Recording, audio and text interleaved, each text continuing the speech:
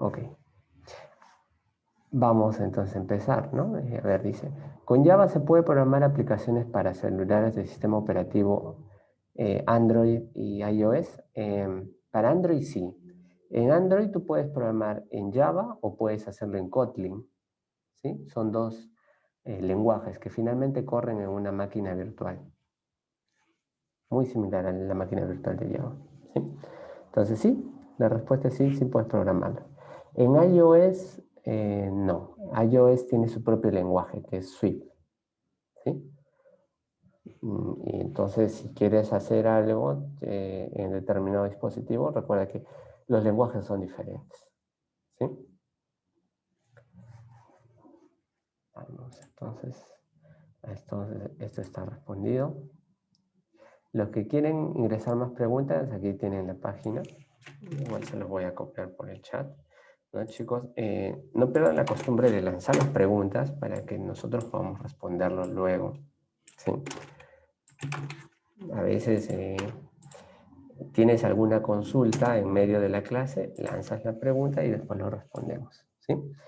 ¿Va a venir herencia en la primera práctica? Ya. Bueno, debería estar estipulado en la primera práctica el tema de herencia, ¿sí?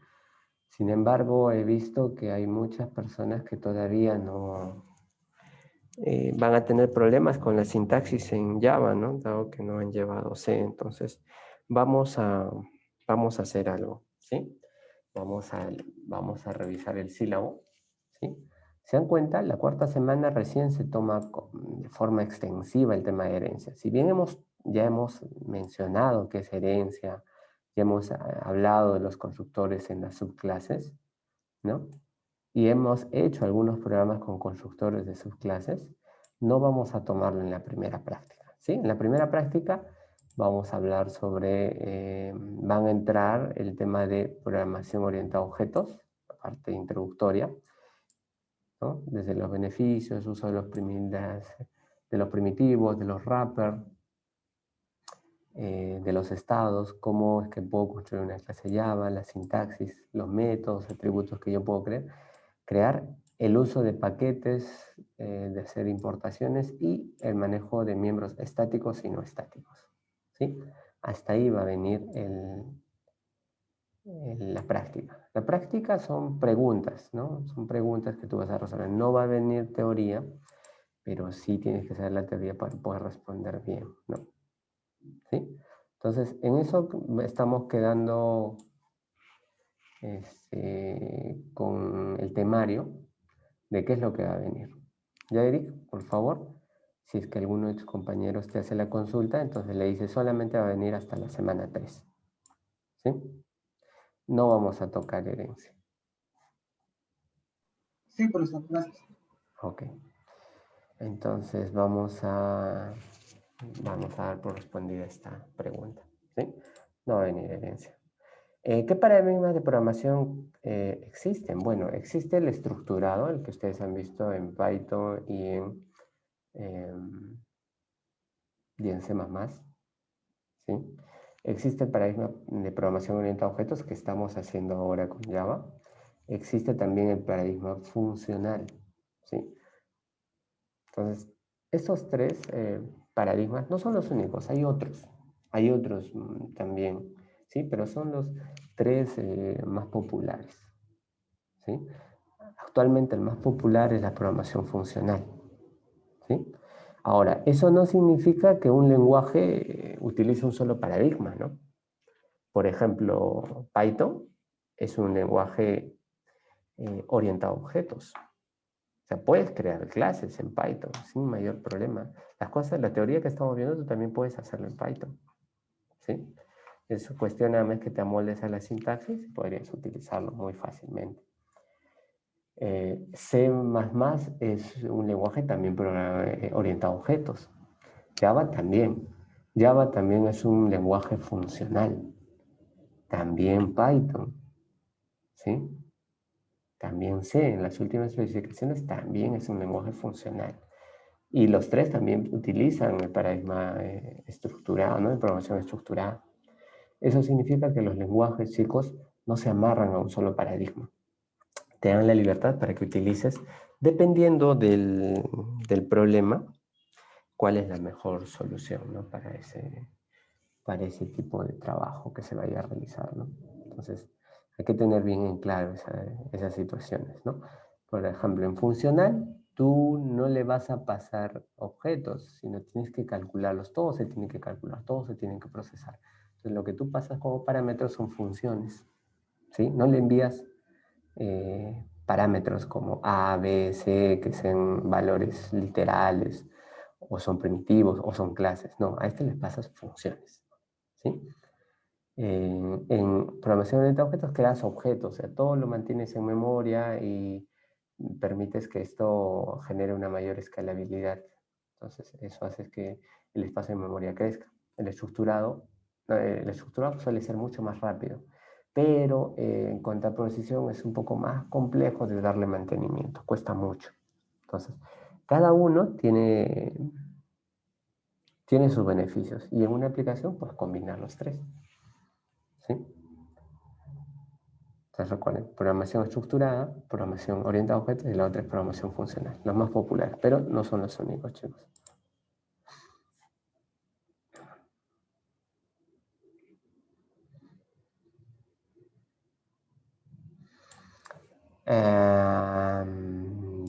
Para desarrollar, bueno,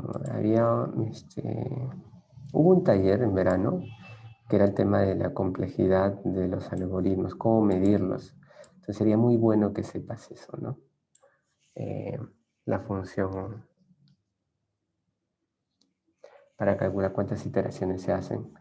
Y bueno, estructura de datos, esto tiene que estar relacionado a un curso anterior, ¿ya?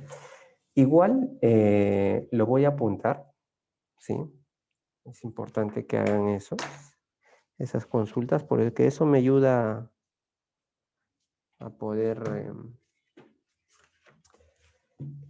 definir los intereses que tienen, ¿no? Les había dicho que, o sea, con lo que te da la universidad no es suficiente. Siempre tienes que tener mayores aspectos que tener en cuenta, ¿no? Y me parece muy bien la consulta que hace tu compañero, ¿no? Vamos a apuntarlo, entonces es recomendación de libros relacionados a algoritmos y estructura de datos. Se los voy a copiar por Telegram, también creo que hay un canal relacionado a ello.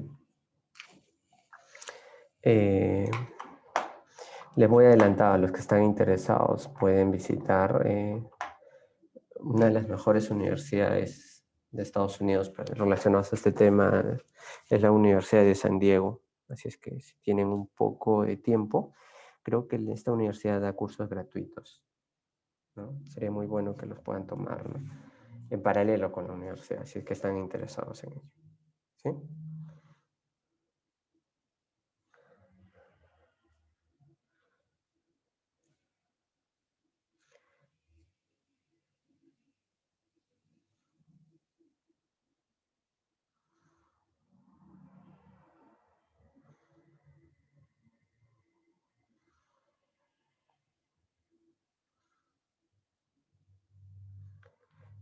Ok, está bien, chicos, ¿no?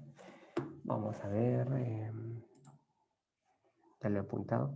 ¿En qué casos deberíamos colocarle un static al momento de declarar una variable? Bueno, esto tú lo vas a definir, ¿no? Tú defines cuándo. Ahora lo que el compañero pregunta es el criterio, ¿no? ¿Qué criterio debo tener para tener una variable estática? Y el criterio es el criterio que tú tenías el curso anterior. Todas las variables que utilizabas, todas las funciones que daban acceso a estas variables eran estáticos. ¿Cuándo usabas un static? Cuando no vas a crear objetos, no te va a interesar que esa información, que esa variable vaya al objeto, sino que sea un valor general para todos, ¿no? Para todos los que para todos los objetos que pertenecen a esa clase, ¿no? No va a ser modificable ese valor, ¿sí? O sea, solamente la pertenece a la clase. Entonces, con ese mismo criterio tú defines tanto las variables como los métodos. Ahora, si tú quieres un método que va a necesitar un valor, el único que puede trabajarlo de forma directa son las variables estáticas, ¿sí? Si fuese de objeto, entonces dentro del método tendrías que crear un objeto de esa clase. O si no, pasárselo como parámetro, ¿sí? Entonces, recuerda entonces, vamos a utilizar el static cuando querramos que esa propiedad no pertenezca exclusivamente a un objeto, ¿no? Sino que sea común para todos los objetos, ¿no? Si les pongo un símil, ¿no? Imaginemos que cada uno de ustedes es un objeto en memoria. Si yo les diría, dígame su nombre, ¿sí? Por favor, ahorita interactuemos en ese ejercicio. Por favor, ¿pueden decirme su nombre? ¿Todos? ¿Todos? Tomen unos 5 segundos. Mencionen, abramos un momento del micrófono y digamos nuestro nombre. Nada más. Jonathan. Angelo. Moisés. Robert. Iván. Claro, Ronnie, por ejemplo, ¿no? Bien, chicos, gracias. Entonces, si se dan cuenta, el nombre es un atributo de cada objeto. En cambio, ahora voy a utilizar un static. Ahora, quiero que me digan a qué facultad pertenecen. Todos, vuelvan a abrir por favor sus micrófonos y mencionen a qué facultad pertenecen. Pis. ¿Ves? La respuesta es única, ¿sí? Entonces, esta propiedad no le pertenece a un objeto, sino le pertenecería a todos en general. Entonces, ya no viene a ser una propiedad intrínseca de un objeto, sino de una clase. ¿Sí? ¿Se comprende la relación que existe? ¿Sí? ¿Queda entendido o todavía no les queda claro? Profesor, entonces es un valor que no cambia, pero se le asigna en ese momento o se le puede asignar Ya. después, porque creo que no se podía llamarlo o algo así. El static sí se puede cambiar. ¿Sí? El static se puede cambiar, no hay problema. Se le puede llamar, sí, desde un método, ¿sí? Desde un método estático, ¿no? Imaginemos que yo tengo acá un método estático, ¿no? Acá tengo un static que se va a llamar imprimir. Listo, acá tengo mis llaves, pero arriba o abajo he declarado una variable estática también, ¿sí? Que es de tipo string y le he llamado facultad, fac nada más, ¿sí? Entonces acá dentro del método puedo utilizar esa variable, ¿sí? Fac, sin problemas, puedo utilizarlo.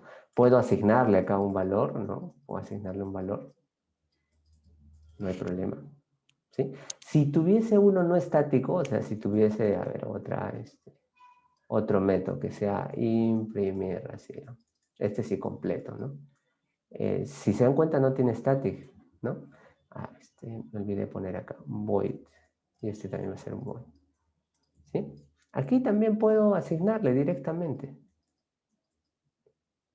¿sí? Uy. Ya, ahora sí. Pero si yo tuviese una que no es estático, o sea, por ejemplo acá le voy a poner este nombre, si te fuese la clase alumno, entonces aquí en el static no puedo usar nombre. Normalmente recuerden las variables de objeto, se utiliza el this, ¿no? Esto es referencia al objeto. Puedo usar nombre directamente o this dentro de la clase, pero esto no es permitido en un static. O sea, dentro de un static no puedes llamar directamente. Puede ser por medio de un objeto que le puedes enviar como parámetro, o acá inicializas un objeto de esa clase. Ahí sí podrías llamar eso. Pero no puedes hacerlo. En cambio acá sí. Aquí sí puedes ponerle, porque como es no estático, tiene acceso a los miembros no estáticos, ¿no? Acá puedes poner nombre y acá le pones, ¿no? Acá le pones nombre. Y esto funciona a la perfección. Es más, imaginemos que yo tengo otro método, ¿sí? Tengo un método que también es estático. Acá le voy a llamar E nada más a mi método. Este método solamente puede llamar a este.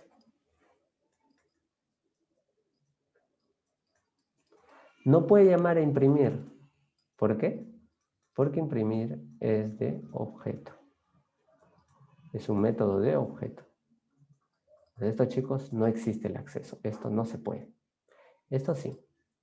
Y al revés, ¿se puede? Claro. Igual como este excedía el estático, también acá puedo llamar. Puedo llamar acá al IMP.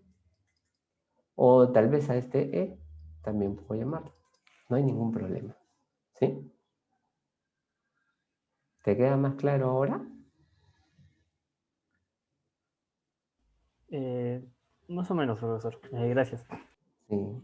Ese de más o menos se responde con algo. Hay que practicarlo. Vamos a hacer un ejemplo para ver cómo esto corre o no corre. Pero te voy diciendo, el método estático es una propiedad que le pertenece a la clase, pero eso no significa que no se pueda modificar. Si tú quieres que sea una constante, tienes que utilizar dos modificadores, el static y el final. Estos dos sí van a hacer que la variable, que no sea una variable, que sea una constante. Eso sí, no puedes modificarlo. Pero tienen que estar los dos. Uno solo no define una constante. ¿Sí? Ok. Vamos a ver entonces.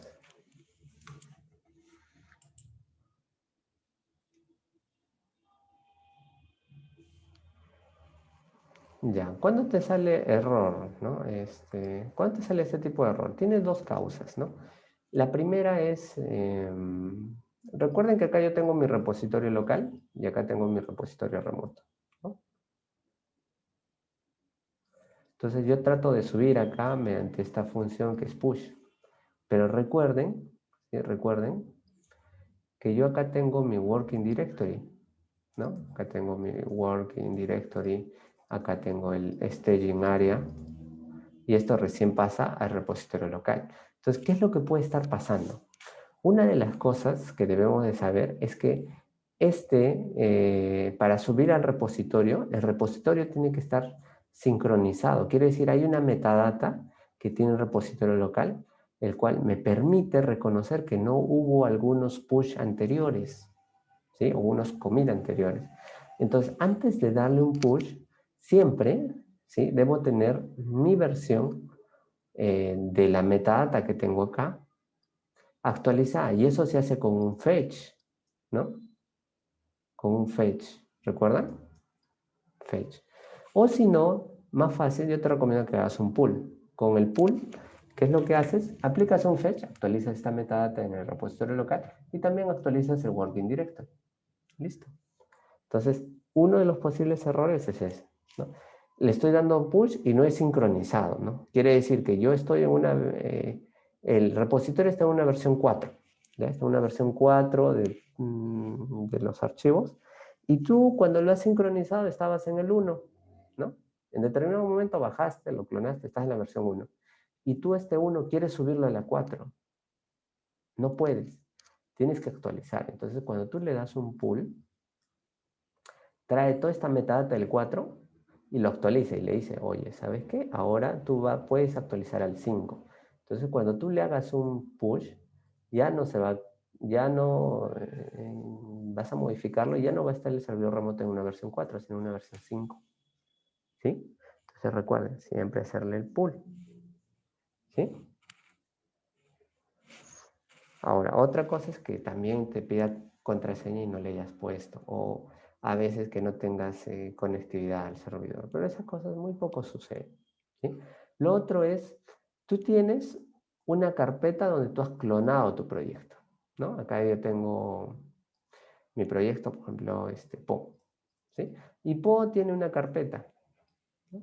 Tiene una carpeta que se llama A, otra carpeta B, y dentro de B tengo semana 1. Entonces, cuando tú quieres hacer una operación tipo push, ¿dónde debes de estar para mandarle estos comandos? Debes estar en este directorio. Cuando estés en este directorio, o sea, en tu línea de comandos, en tu CMD o en el bash, si tienes un Linux, aquí tú le vas a mandar todos los comandos JIT. Pero a veces eso no sucede, chicos. Ustedes no se colocan en esta ruta. Si quieren saber en Windows dónde están, te fijas en el prompt, tiene acá una ruta, no sé, puedes ir LPO, diagonal, mi proyecto. Entonces tienes que fijarte en qué ruta estás, ¿sí?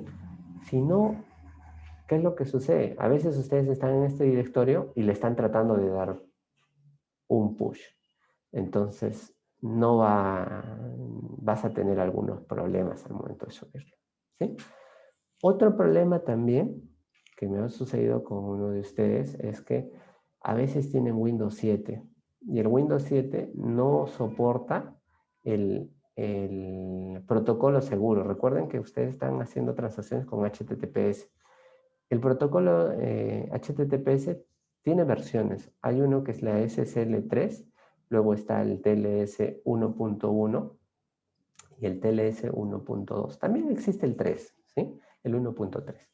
Lo que sucede es que el Windows 7 solamente trabaja con estos niveles hasta la última actualización. Ya no trabaja con este. Y estos no son seguros, ya son inseguros. El único seguro que todavía que queda es este y la 1.3. Entonces, por eso es que a veces te sale un error en el cual te dice algún tema de validación.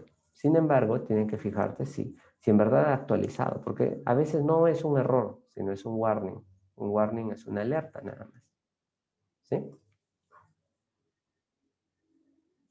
Ok, chicos. Entonces, con eso creo haber resuelto. Y está bien que les salga ese tipo de errores, porque uno se da cuenta de que ya están probando el JIT, ¿no? Porque la práctica va a ser con JIT. Si les sale error, va a ser complicado que lo puedan dar bien, ¿no? Dime qué proyecto vas a hacer y yo te voy a decir que no es que sea tan complejo. O sea, miren, hacer un sistema gigante puede ser de este tamaño, ¿no? Pero yo puedo ver que lo que tú piensas hacer es muy grande. Entonces yo te voy a decir, ¿sabes qué? De tu proyecto haz esta porción nada más porque esta porción es viable para hacerlo en el curso. Yo te voy a decir. Pero también existe, ¿no? De que este es un sistema aceptable y los grupos me quieren hacer así algo muy pequeñito. Entonces también te voy a decir, ¿sabes qué? No voy a aceptar ese trabajo para 4 personas porque esto lo puede hacer fácilmente una persona en un par de días. Entonces simplemente te voy a decir, no, contempla más operaciones de tu sistema. ¿Sí? Entonces lancen nada más el tema y nosotros empezamos a decirles qué tan viable es para cortar el alcance o incrementarlo. ¿Sí? Y hoy día vamos a definir, recuerden el tema, ¿no? De su proyecto.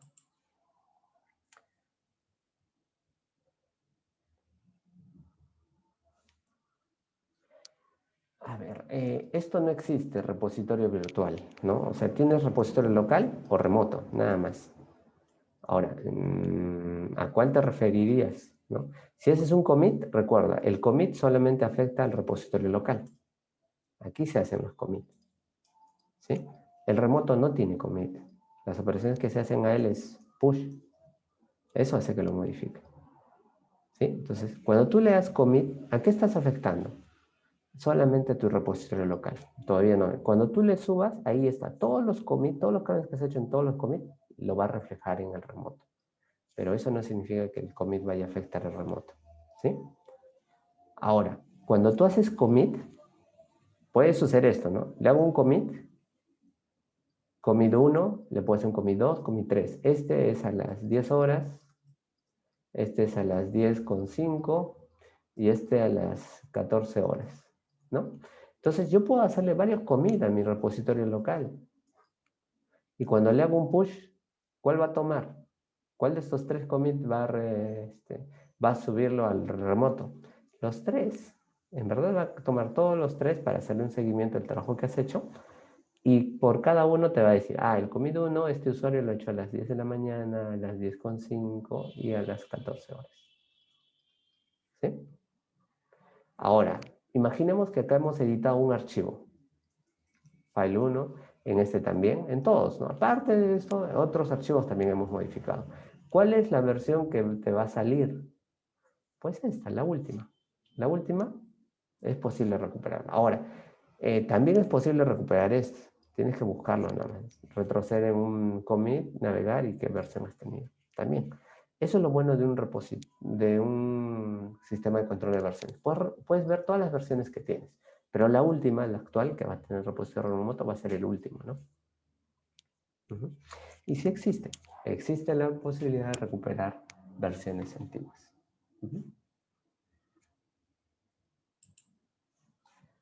Ok. Bueno, ya sería... Mira, en resumen, tú acá trabajas con funciones, ¿sí? Las funciones lo pones como parámetros, ¿sí? Todo acá se calcula. Todo se calcula. Aquí no hay que yo ya tengo un valor de estado y este pasa así. No, todo se calcula, ¿sí? Si quieres saber un poco de esto, puedes leer función lambda. Lee un poquito de esto y te vas a dar cuenta. Ya entras al medio del asunto en tanto a programación funcional, ¿sí? Te doy esto porque en verdad es un paradigma bien grande. Vamos a ver algunas cosas en JavaScript ya al finalizar el curso, ¿no? Cuando ya nos estamos acercándonos, vamos a hablar un poco de programación funcional, ¿sí? Pero no quisiera extender porque la explicación va a ser grande, ¿sí? Entonces, puedes estar fijándote en la idea de que todo está basado en funciones, que todo se calcula y no hay estados, todo se va construyendo. Y lee un poco de función lambda, el concepto, para que te quede un poco claro de qué cosas puede manejar la programación funcional. ¿Sí?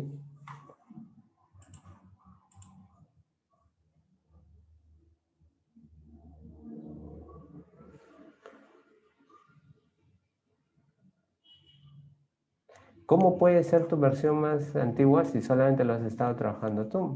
Sí, puede ser, sin mayor problema. Mira, yo acá tengo un directorio 1. Este lo he sincronizado con el servidor, ¿no? Aquí lo he sincronizado con el servidor remoto, que está en mi repositorio remoto, y tenía la versión 1, ¿sí? ¿Sabes qué? He entrado al JIT por web y he modificado un archivo. Entonces, esta versión ya no es el 1, se cambió a la 2. Entonces ya tu directorio ya no está sincronizado. Está con la versión 1. Ahora, puede ser que tú has clonado acá y has subido unos cambios. Y has clonado también en otro directorio, porque se puede clonar también en otro directorio. ¿Sí? Y acá has subido los cambios.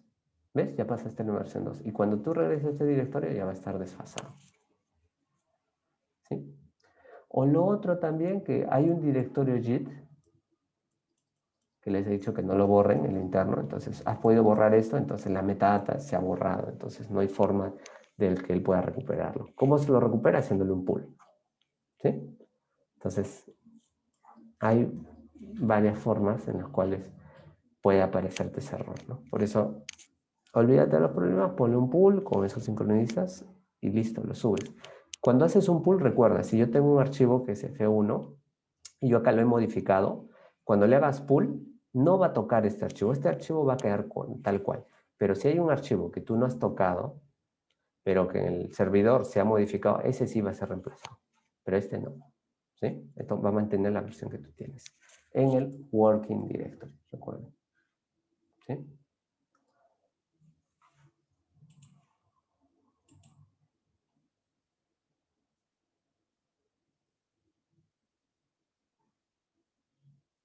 Claro, puede ser un proyecto de disponibilidad de piscinas, ¿no? En Lima.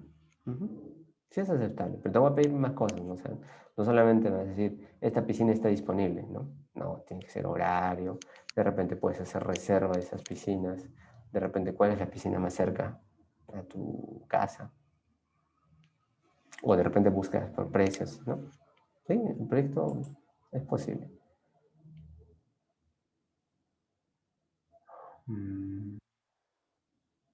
Ejemplos, mira, por ejemplo, a ver, había un proyecto que era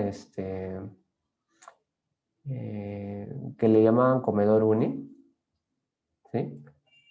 Hicieron en el cual mostraban, ¿sí? Mostraban todos los, bueno, creo que ustedes ya no han vivido esto, ¿no? Hay un lugar que es el Comedor Uni donde tú sacas tickets, la comida es completamente gratis para los universitarios, pero hay un cupo, los cupos son limitados, ¿no?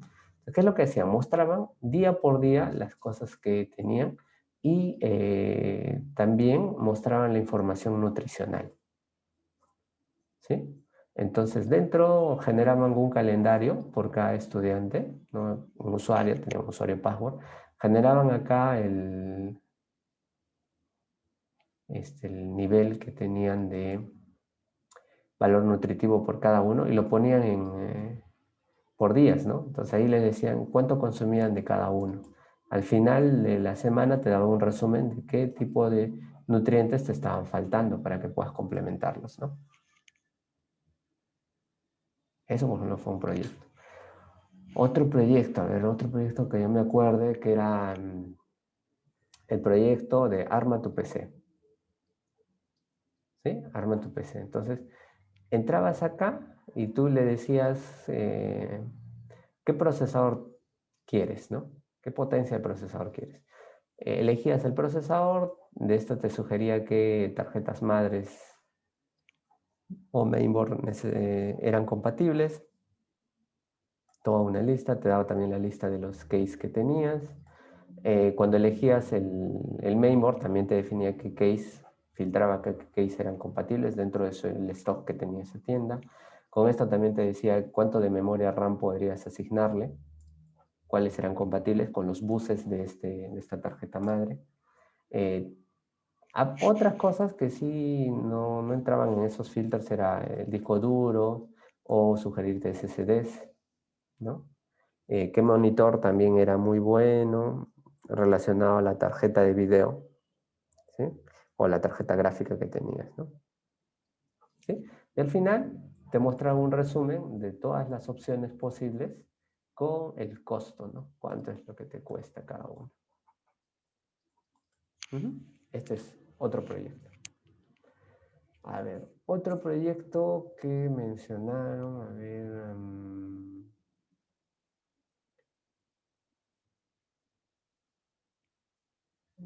del año pasado, era de intercambio de tarjetas, ¿sí? Tenías un mazo de tarjetas, ¿no? De diferentes, ¿no? Por ejemplo, tenías las tarjetas de Yu-Gi-Oh, las de Pokémon, y de sinfín de tarjetas en las cuales cada persona ofertaba, ¿no? Decía, yo quiero intercambiar esta tarjeta. Entonces le daba un nivel de especificación, ¿no? Él lo mandaba a una subasta y él decía, imagínense, ¿no? Esta tarjeta yo lo subasto a 1000 puntos.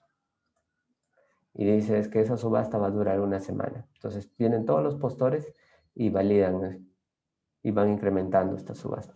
Pasada una semana se define quién es el ganador de ellos, ¿no? Entonces hacen el intercambio, donde le dan recién los datos de intercambio o la dirección para que se realice el envío, ¿no?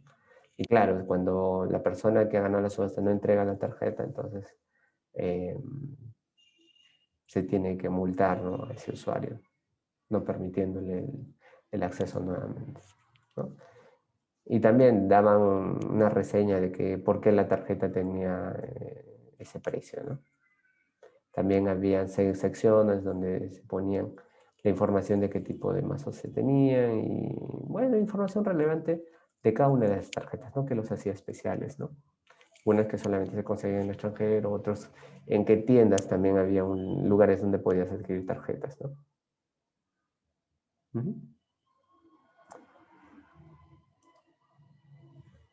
A ver, otro proyecto.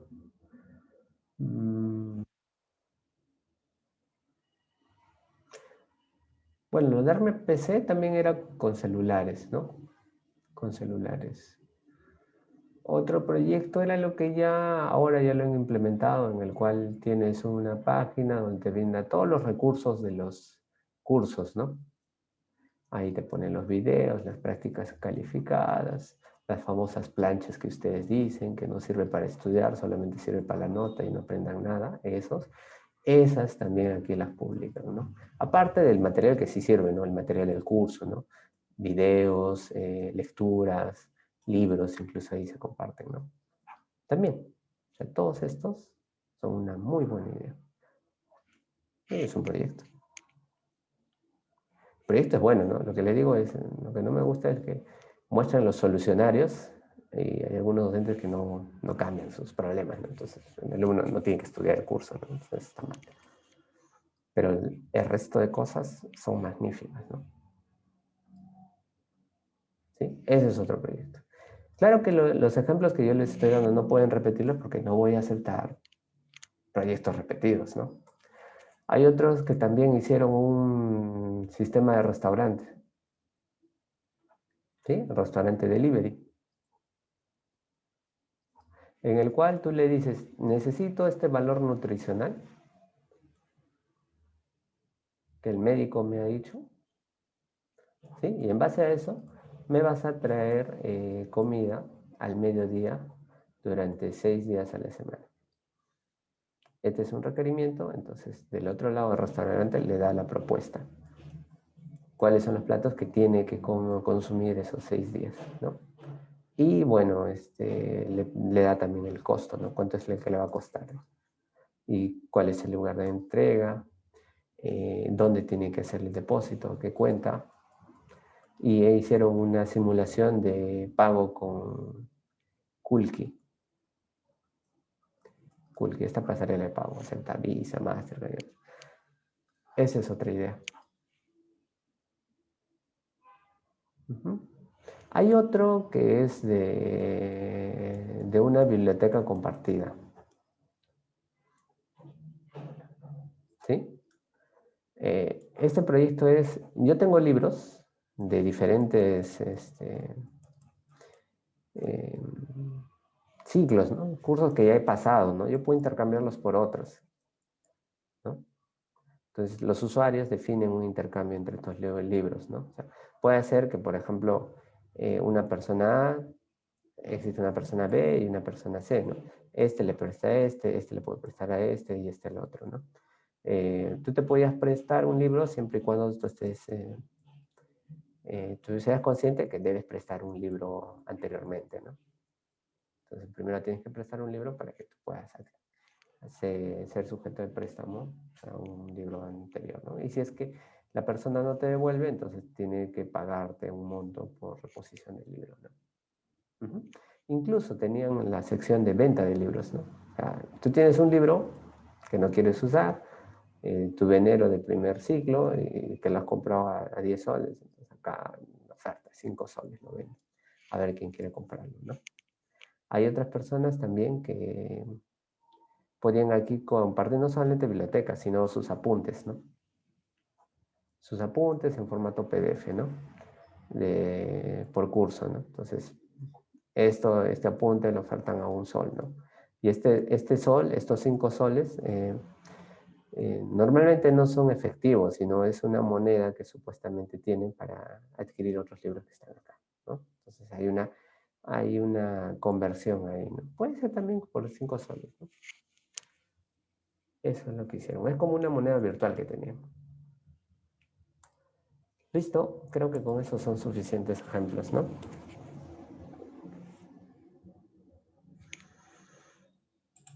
A ver, después la primera continuemos la clase o se acaba. ¿No?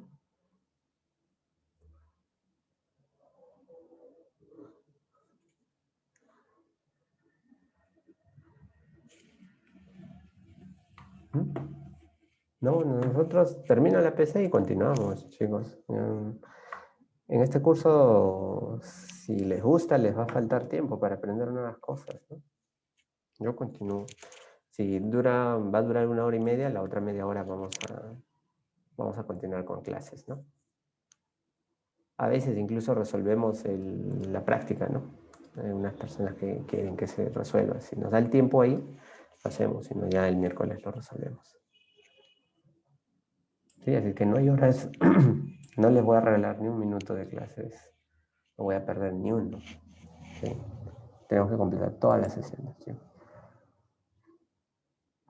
Claro, puedes hacer un sistema de hotel, ¿no? Reserva de hotel. Ujú. Sí, es factible.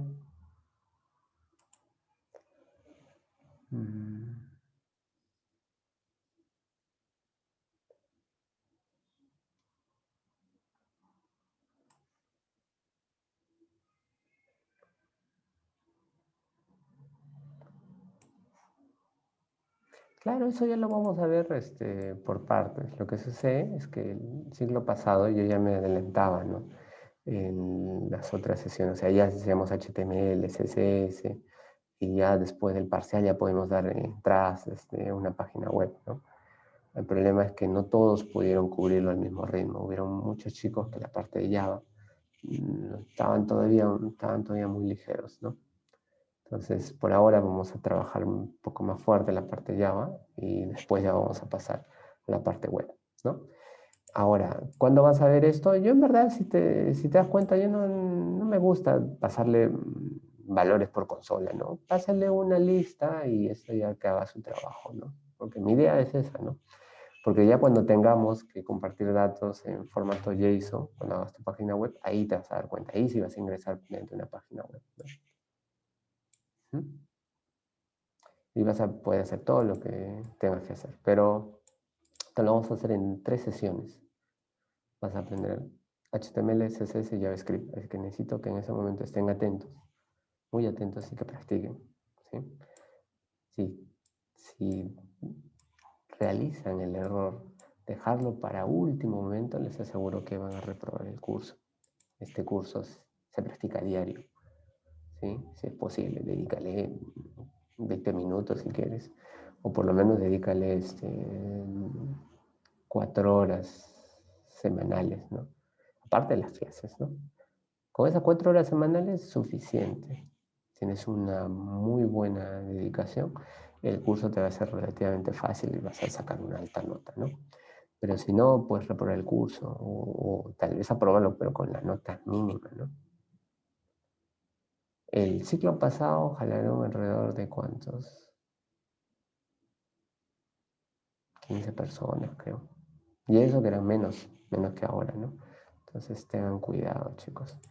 Siempre denle un tiempo adecuado.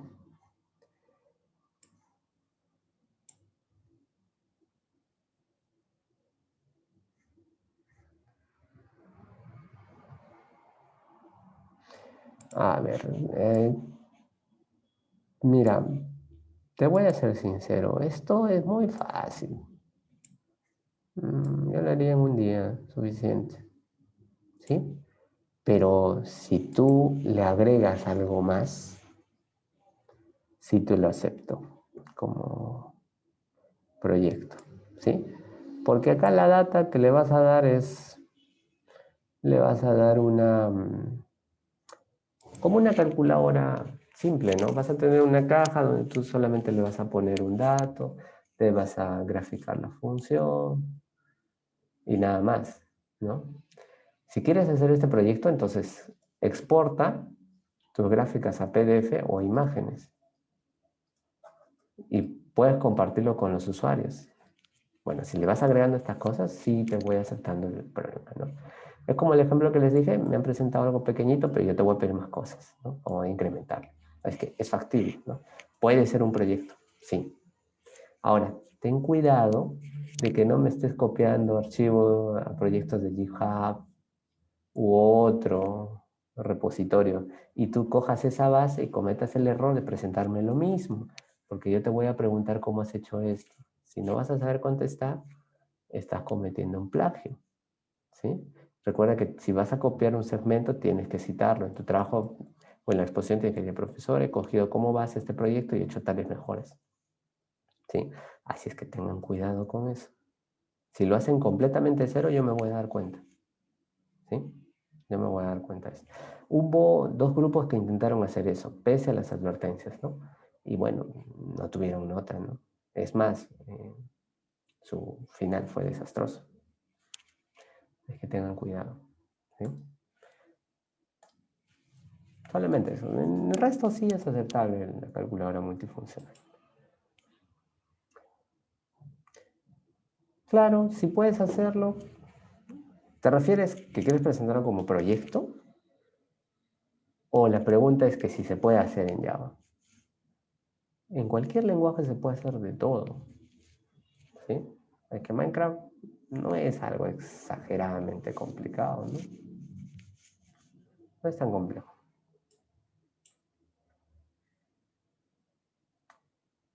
El horario lo habíamos definido más bien de 7 a 8 y media, ¿no? 7 a 8 y media. Porque no podemos tocar porque de 6 a 7 es la hora de teoría. El examen es en hora de práctica.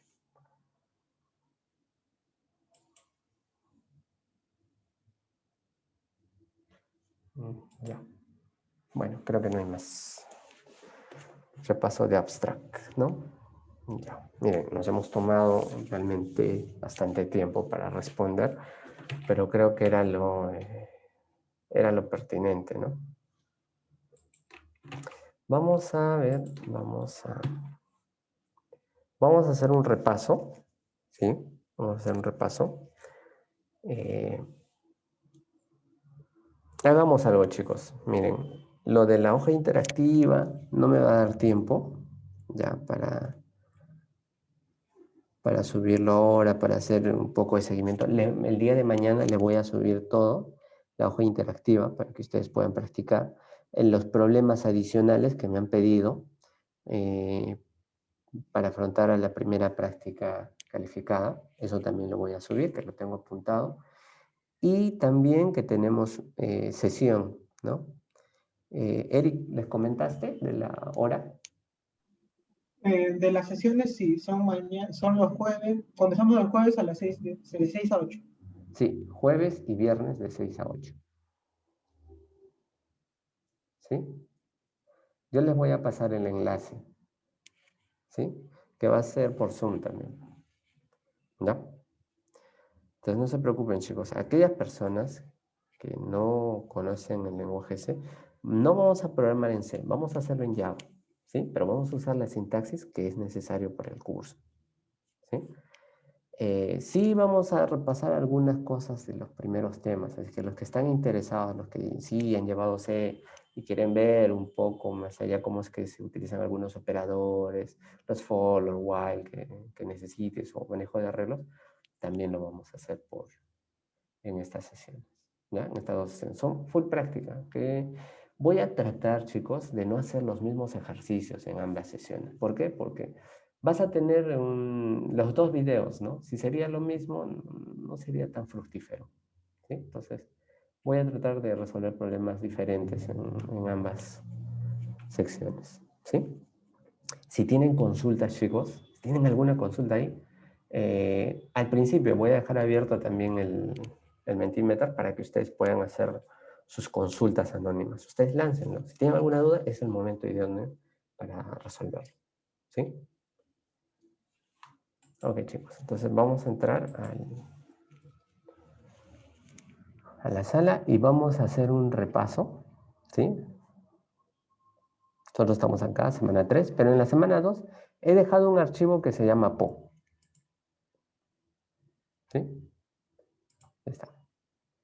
¿Sí?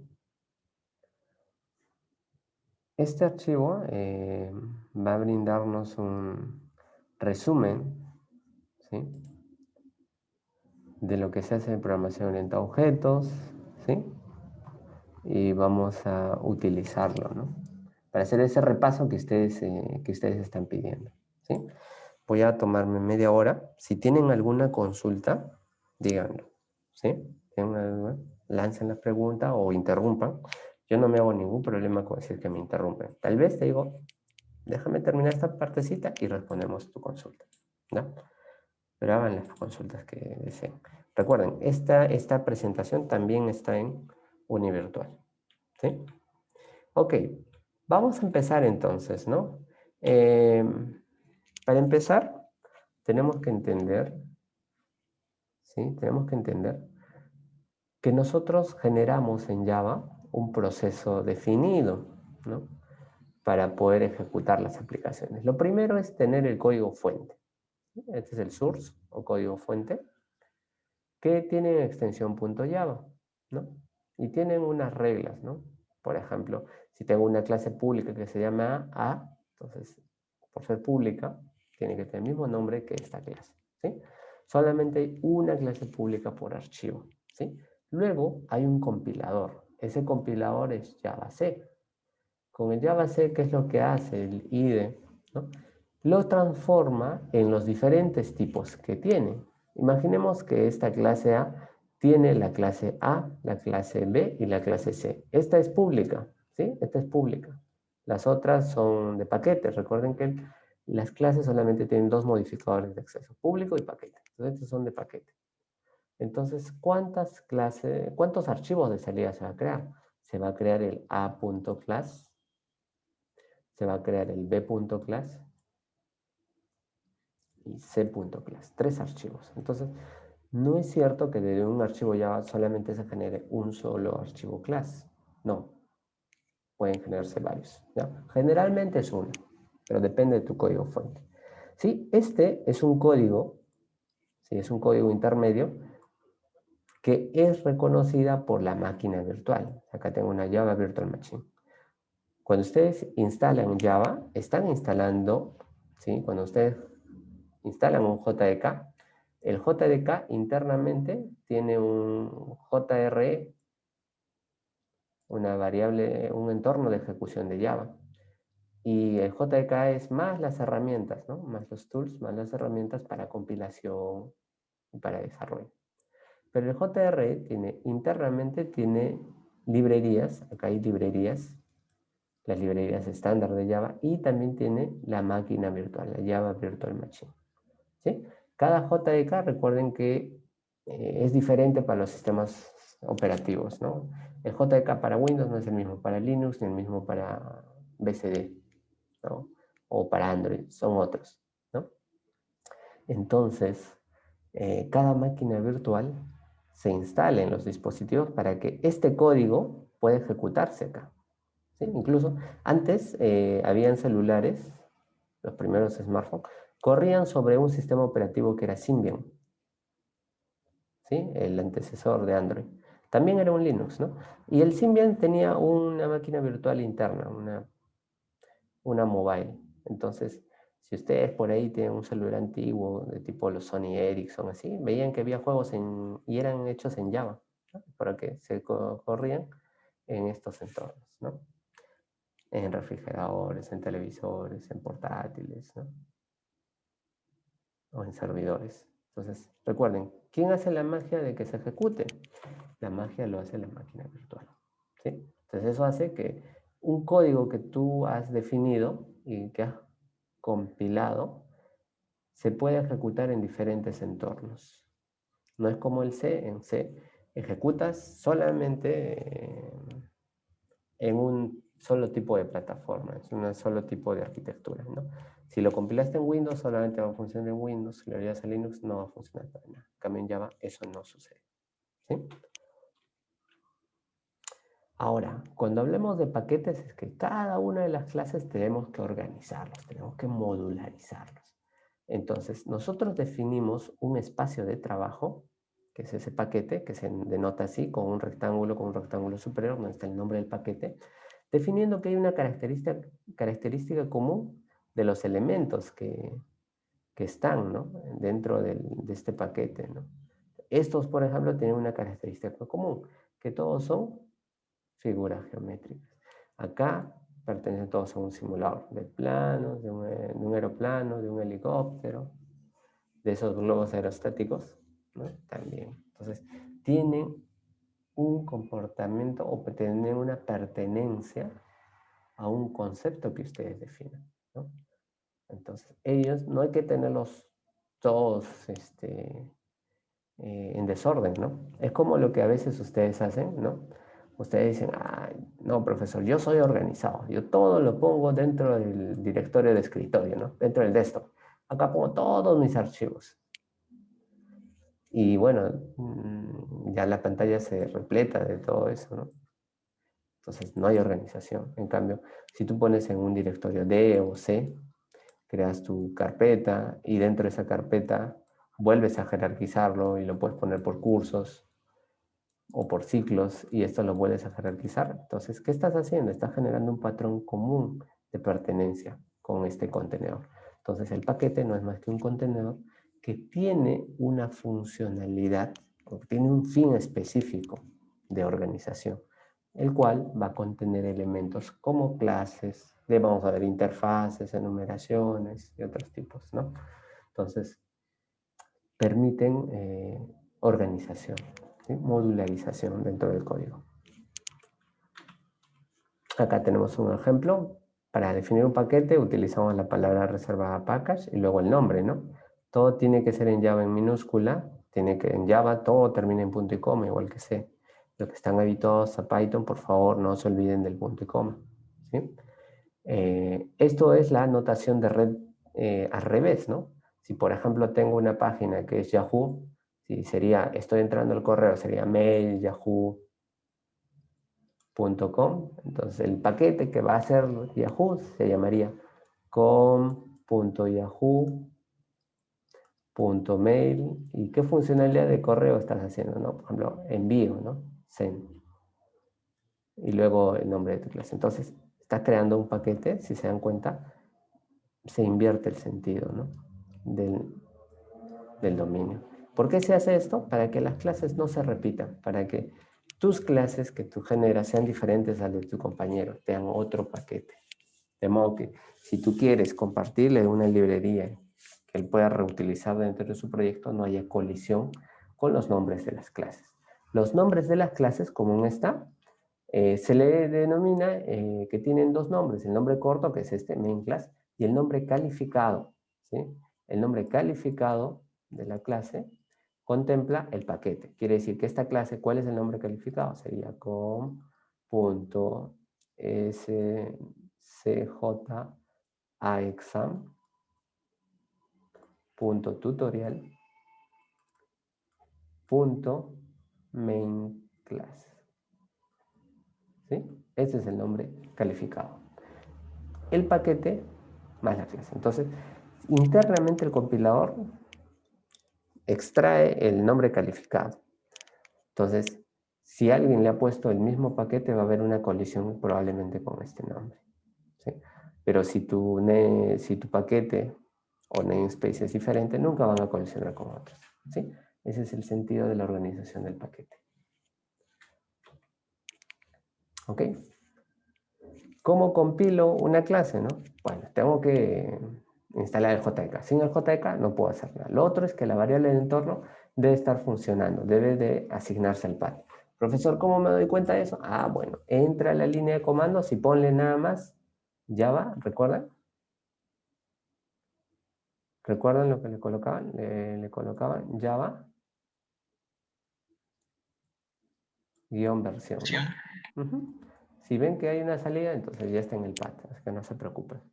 Para compilar un código fuente, yo le pongo Java C y el nombre del archivo, ¿sí? El archivo fuente, todo completo, ¿sí? Si yo quiero ejecutar el archivo compilado, este archivo compilado imaginemos que me va a dar una salida, que es la creación de un archivo que sea clase nueva.clase. ¿Cómo ejecuto esta clase? Fácil, le pongo Java y le pongo el nombre de la clase. Nombre de la clase, no el nombre del archivo, ¿sí? Solamente Java clase nueva y va a ejecutarse, ¿sí? Eso es a nivel de consola.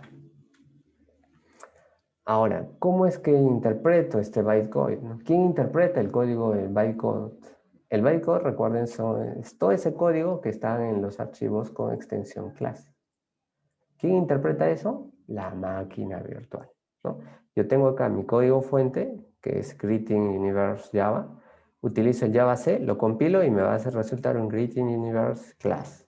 Luego va a interpretarlo. ¿Quién es este intérprete? La máquina virtual.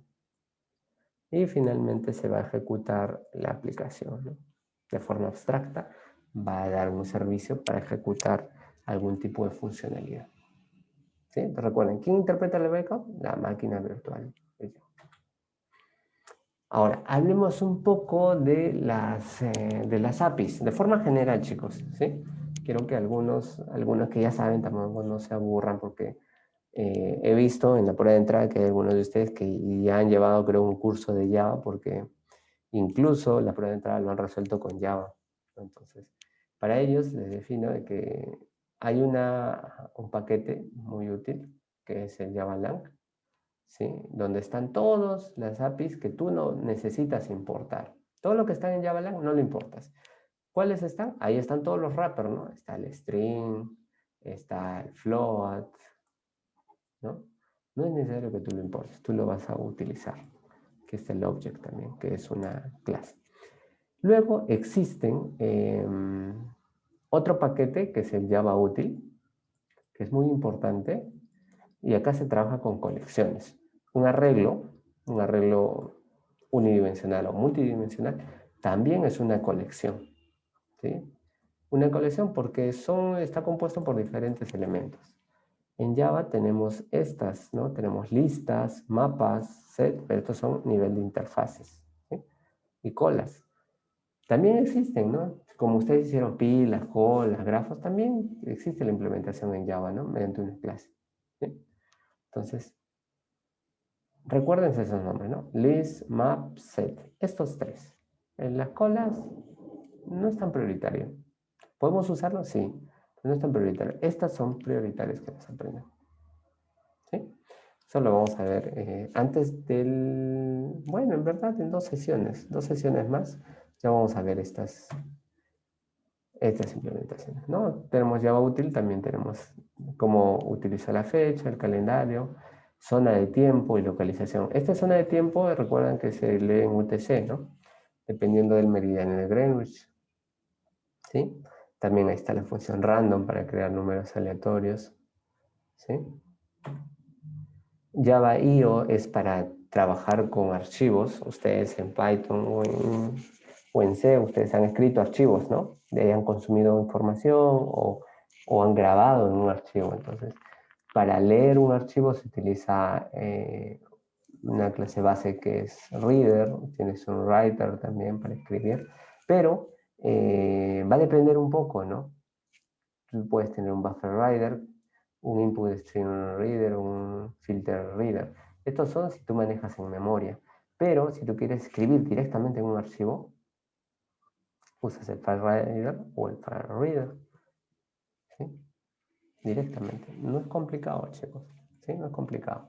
Por ahí vamos a hacer un ejemplo, me hacen recordar, grabando un archivo, ¿no? O leyendo un archivo. Este de JavaNet ya está relacionado con manejo de socket, ¿sí?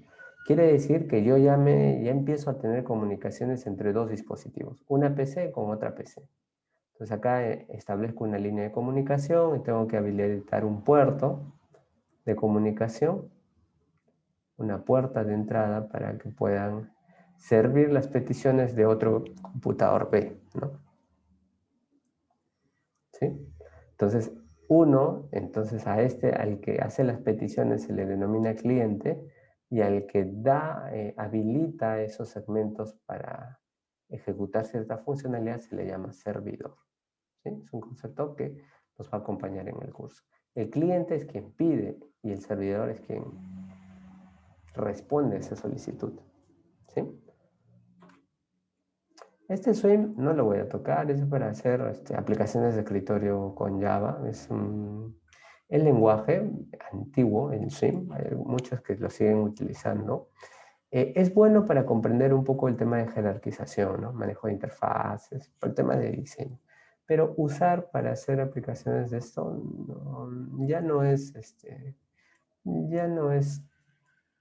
tan usado. Su reemplazo es JavaFX, que es un paquete externo, para hacer ya aplicaciones mucho más modernas, ¿no? Tienen mejores características visuales también y temas de compatibilidad entre diferentes entornos, ¿no? Cuando tú utilizas el Swim, a veces había que hacer varios ajustes si quieres compilarlo en Java, en Windows y luego ejecutarlo en Linux, ¿no? Una clase, la definición de una clase tiene 3 compartimientos, ¿no? Está el título de la clase, esto es mediante el lenguaje UML, recuerden. Se pone primero el elemento, el nombre de la variable de instancia y luego el tipo.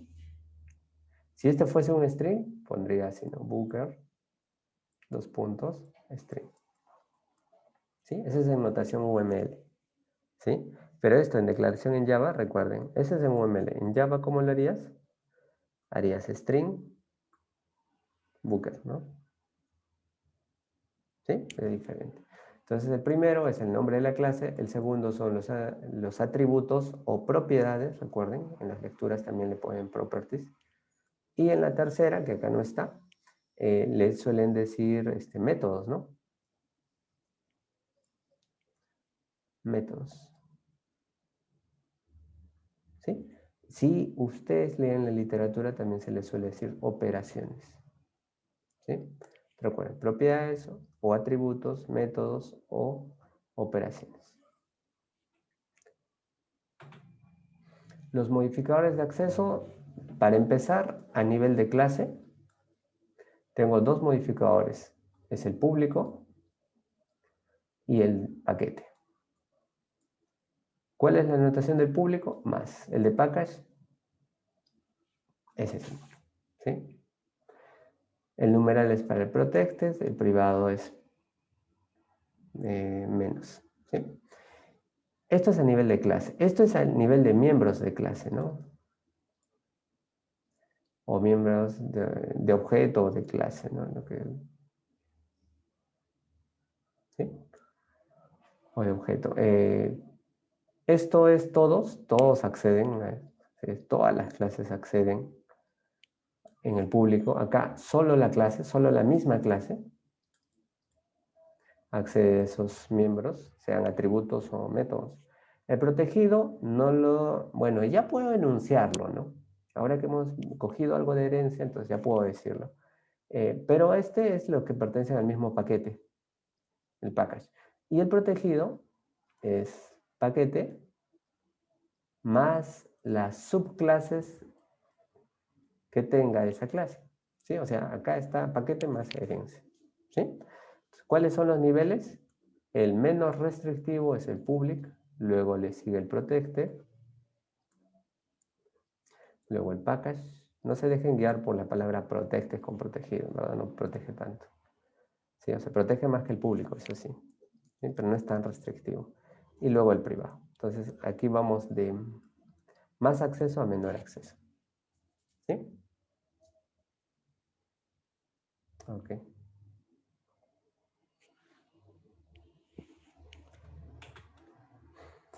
Cuando tú hablas de importaciones, ¿no? Tú tienes paquetes. Puedes importar un paquete entero. También puedes importar un tipo específico como una clase, ¿no? Entonces, cuando tú haces este tipo de importaciones, esta flecha en UML significa no que billing lo vas a importar a order. ¿Ya? No, es al revés. Que order, más bien, vas a importarlo a billing. Acá, por ejemplo, order tiene tipos como es dirección postal, fecha, información del banco, ¿no? Eso es lo que tiene una orden. ¿Sí? Este necesita importar estos tipos. ¿Sí? Entonces la flecha indica los paquetes o las clases que se importan al origen de esa flecha. ¿Sí? Hay una diferencia, ahora esto sí lo van a entender, que este también es en UML. Uno es el diagrama de clases y otro es el diagrama de objetos, ¿no? Este es en una clase. Yo tengo acá un cliente y acá tengo, bueno, vamos a ponerle que tiene libros, ¿no? Entonces, un cliente puede comprar muchos libros. Entonces, aquí los dos son clases, tienen una asociación. Y acá, si ustedes ven un asterisco, esa es la multiplicidad. Eso significa que este puede tener de 0 a muchos libros. Un cliente puede tener 0 a muchos libros. En cambio, este de acá no es una clase. Cuando ustedes vean dos puntos o vean una línea debajo, significa que este es un objeto. ¿Un objeto de quién? En este caso, tú puedes ponerle el nombre que tú quieras, es un identificador. O si no, ¿sí? O si no, puedes ponerle dos puntos el nombre de la clase. ¿sí? Pero eso sí, antes le tienes que poner otro identificador. ¿Cómo esto se interpreta en código Java? Para que sea un poco simple. Tienes la clase customer y este es su identificador. Kun. ¿Y qué estás haciendo? Le acabas de invocar a un constructor. Al constructor de customer. Así se interpreta este. El otro, ¿cómo se interpreta? Ah, bueno, aquí yo tengo un... Bueno, acá en verdad no debió ponerse R1, R2, sino debió ponerse acá bookings, ¿no? Bookings, R1 igual a new bookings, ¿no? ¿Listo? Y así, ¿no? Acá tengo R2, R3. Esto en objetos, en diagramas de objetos, se le denomina multiplicidad. O sea, este objeto de tipo customer puede tener máximo 3 objetos asociados a él. ¿Sí? Entonces es una representación de un comportamiento que tengo. ¿Sí? Recuerden, si tiene 2 puntos y una línea, es un objeto, no es una clase. Ya, entonces para definir los métodos, ¿sí? Para definir los métodos dentro de una... dentro de un diagrama, recuerden que este es el tercer compartimiento, se puede colocar así. Nombre de la operación y los parámetros, ¿no? Si es uno de retorno, puedes ponerlo ahí. Este es un parámetro de retorno. Este estilo no suele usarse tanto. El que más se usa es este de abajo, ¿sí? Y esto lo vamos a usar incluso en TypeScript, al momento de hacer aplicaciones web, ¿no? Si quieres definir qué tipo de datos se retorna, se le pone al final. O sea, el nombre del método, los parámetros. Este es el identificador, el tipo de dato, y luego vienen 2 puntos y el tipo de dato de retorno. ¿Sí? Recuerden esta notación que es muy utilizada. Se utiliza en UML y TypeScript, reutiliza esa forma de expresar en UML. ¿Sí? También puedo colocarle el modificador de acceso, como un más. Recuerden que cada tiene un parámetro de entrada. La variable se llama, el identificador se llama phone y el tipo es un string. ¿Sí? Ok. Eso es importante, chicos, ¿no? Pues lo vamos a reutilizar. Aquellas personas que no hayan visto un poco C, les voy a mencionar esta estructura, ¿sí? Les voy adelantando lo que vamos a hacer el día de mañana. ¿Sí? Esta es una estructura if. Voy a escribir el símil que tiene Python, ¿no? ¿Recuerdan cómo se representaba en Python la estructura if? ¿Alguien lo recuerda? La condición y los 2 puntos después. Exacto, ¿no? Muy bien. Pero recuerda que una estructura if no necesariamente iba sola, ¿no? Tenías acá un if. Podías colocarle, los paréntesis eran opcionales, y luego le ponías 2 puntos. Este 2 puntos y la tabulación que tú le das en Python es reemplazada por las llaves en C. Significan lo mismo. Y luego acá podía poner con tabulación todas las sentencias que yo quisiera. En Python también podías ponerle punto y coma, y era opcional, ¿no? Los que han sido mis alumnos, yo les decía, chicos, pónganle punto y coma, acostúmbrense, porque en el siguiente curso, si no, se van a olvidar y no les va a correr algo. Ahí, eso era el porqué, ¿sí? Luego, el else if es lo que en Python conocen como el if. Ahí ponían la condición, pues, paréntesis, si es que sean los 2 puntos, y luego venía otra tabulación. Recuerden que la tabulación y los 2 puntos reemplazados por las llaves, y finalmente venía el else, ¿no? ¿Sí? Y eso es todo, ¿no? Eso es todo, ¿no? Si se dan cuenta, la estructura es muy, muy similar, ¿no? Acá recuerden, antes que me olvide los 2 puntos, luego la tabulación y todo. Es muy similar, así. Solamente que hay que considerar que acá ya no hay 2 puntos, sino llaves. Y es en forma obligatoria usar el punto y coma. Y acá sí es obligado poner los paréntesis. ¿Sí? El for tiene estas 3 expresiones, ¿no? Tengo un segmento de inicialización, de condición y paso. Esto es lo que lo diferencia de Python, ¿no? Acá tengo 3 bloques, es decir, acá yo puedo declarar mi variable entera, por ejemplo, i igual 0. Acá le pongo una condición, o sea, es cuántas veces va a repetir. Entonces le digo, tú vas a repetir mientras 4 sea menor a 10. ¿Qué significa? Que va a ir desde el 0 hasta el 9. Y esto es el paso. ¿Qué es lo que voy a hacer al final de cada ejecución? En este caso yo le puedo decir, ¿sabes qué? Vas a incrementarte en 1. Y listo. Este lo voy a ejecutar al final de todas las sentencias que acá voy a poner. Entonces, ¿qué es lo que se repite? Se repite todas las sentencias que yo pongo entre llaves. Recuerden, las llaves definen el bloque. Cuando ustedes hacían un for en Python, ¿no? Ponían al final 2 puntos y hacían una tabulación. Eso es lo mismo que las llaves. ¿Sí? El while es el mismo while que conocen, solamente que el while, en este caso, en Python tenían, recuerden que las paréntesis eran opcionales, 2 puntos y le hacían una tabulación, ¿no? Esto podías hacerlo, en C es lo mismo, solamente cambiamos a la obligatoriedad de los paréntesis y las llaves. El do while es, esto ejecuta por lo menos una vez, en forma obligatoria. Acá vienen las sentencias, ¿no? Do, las llaves, el bloque de sentencias y al final una evaluación de condición. Si esta condición es verdadera, se vuelve a repetir todo este bloque de sentencias. ¿Sí? Y lo último, lo que sí no, probablemente no lo hayan aprendido en C, pero en C, en las últimas versiones también esto es compatible. ¿Ya? Este es el for each. A este le suelen denominar for each. ¿Ya? ¿Cómo es que se hace? Imaginemos que yo tengo un arreglo de enteros, ¿sí? Que voy a llamar A. Y este ya tiene sus elementos. Entonces, para poder iterarlos, también puedo usar este for de inicialización desde 0 hasta la longitud de este arreglo. Solamente les digo que para saber la longitud del arreglo le pongo el nombre del identificador y luego le pongo el length.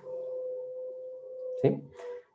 Entonces, para no utilizar esta longitud, también podría hacerlo de esta forma. Le pongo for, le pongo entre paréntesis el tipo del ítem. Un ítem, un elemento de A, ¿qué tipo de dato es? Entero, entonces voy a poner entero. Acá le puedo poner cualquier identificador, por ejemplo Z, y luego le pongo 2 puntos y luego la colección. La colección es ese arreglo, esa lista, ese array list que tengo. Entonces, esa colección es A. Entonces acá le voy a poner A. Y entre paréntesis ya puedo hacer, ¿no? Quiero pintar un elemento de ellos, entonces le voy a poner en Java system.out.println Z, porque Z representa el elemento. Y si es una clase, podría ponerle Z, punto y get y la propiedad, por ejemplo, nombre. ¿No? Los paréntesis, punto com. Se puede hacer. Entonces recuerden, esta notación también es utilizada. ¿Ok?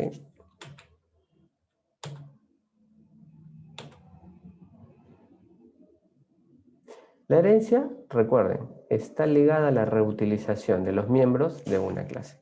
Miembros, me refiero a atributos o métodos, ¿no? Cualquiera de los dos, ¿no? Entonces, estas van a formar jerarquías entre ellos. Por ejemplo, acá yo tengo empleado. ¿Empleado qué es? La superclase, ¿no? Esta superclase tiene 2 subclases. Uno que es worker y manager, ¿no? O sea, trabajador y jefe. ¿Sí? Tiene 2 subclases. Eso significa que manager y worker tienen todos los atributos y métodos que tiene employees. ¿Cómo se diagrama en UML? Igual que cualquier clase, un recuadro, un rectángulo, y una flechita de esta forma, no está churada, no está pintada esa flecha, ¿sí? Que apunta hacia la superclase, ¿sí? O hacia la clase padre, que suelen decirle de clases hijas, ¿sí? Eso es lo que se define como jerarquía, superclase y subclase. Ahora, esta también puede ser una superclase de otra clase, que puede ser C, ¿sí? En Java no hay herencia múltiple, solamente puedes heredar de una sola clase. ¿sí? En otros lenguajes como en C++, sí soporta la herencia múltiple, ¿sí? Entonces, en Java solamente heredas de una. Esto ya lo vamos a ver después, ¿sí? Vamos a ver entonces, pueden descargarlo. Es como un repaso también del tema de polimorfismo. Sí, pero eso todavía no lo vamos a hacer. Ahora sí. La pregunta fue, profesor, no me quedó claro el tema de la clase abstracta, ¿cierto? Vamos a ver si hay lanzado una. Tetris. No, Tetris es muy sencillo. A no ser que hagas con clasificaciones, con ranking, que sea interactivo, ¿no? O que puedas hacer campeonatos de Tetris, ¿no? Ahí sí podría aceptar tu proyecto, ¿sí? ¿Sí? Y que lo almacenes, ¿no? Todo van a almacenar en base de datos, ¿no? Por eso es necesario agregar ese tipo de situaciones. Ok, vamos entonces a empezar.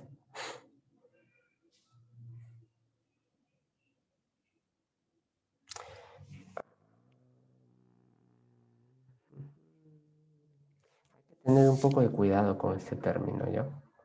Interfaz. ¿Qué es una interfaz? Una interfaz es algo que está en medio entre dos fases, entre dos partes. Yo tengo dos partes, ¿no? Que estos pueden ser acá una aplicación, uno acá puede ser otra aplicación. Y acá yo tengo un espacio de comunicación. Entonces, este bloque de comunicación, ¿sí?, viene a ser la interfaz. Tal vez ustedes piensan y piensan que es la única y se refieren en verdad a la interfaz gráfica. O sea, esa interfaz en el cual aquí tienes una persona, y acá tienes una aplicación, o en verdad tienes el monitor, ¿no?, donde tú estás viendo, ¿no? Es un tipo de interfaz, sí, es una interfaz gráfica. Aquí hay una relación entre persona y monitor. ¿Quién hace la interfaz? Una aplicación, ¿sí? Pero también sirve para definir diferentes aplicaciones. Cuando acá hagamos clases, entonces voy a tener acá una clase A, o mejor dicho, un objeto 1 y un objeto 2, y ellos van a poder comunicarse por medio de un elemento específico, y esa va a ser la interfaz de comunicación, el cual le va a decir qué cosas va a tener que implementar, pero no le va a decir cómo. ¿Se les hace algo conocido eso de definir un contrato en el cual le vas a decir qué operaciones va a tener, qué parámetros de entrada y qué parámetros de salida va a tener? ¿Recuerdan? Eso es métodos abstractos, ¿no? Entonces, una interfaz tiene la mayoría de métodos, todos son abstractos. ¿Sí? Entonces, tengan cuidado en eso. Ahora, cuando te refieres a una interfaz, ¿a qué interfaz te refieres? Ahora, imágenes se pueden pasar a Excel. Es más, con Java tú puedes crear un Excel. Tú imagínate que es un sistema de asistencia y tú generas un Excel donde están todos los estudiantes con asistió o no asistió. Sí puedes hacerlo. Ahora, que sus proyectos van a poder exportar Excel, claro, lo voy a pedir. Que exporten los resúmenes a Excel, ¿sí? Pero eso se programa. ¿Sí? Hay una librería que hace eso.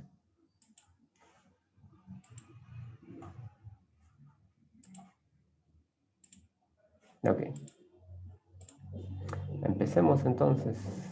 A ver. Voy a volver a llamar acá, por si acaso. Está Aguilar Rafael.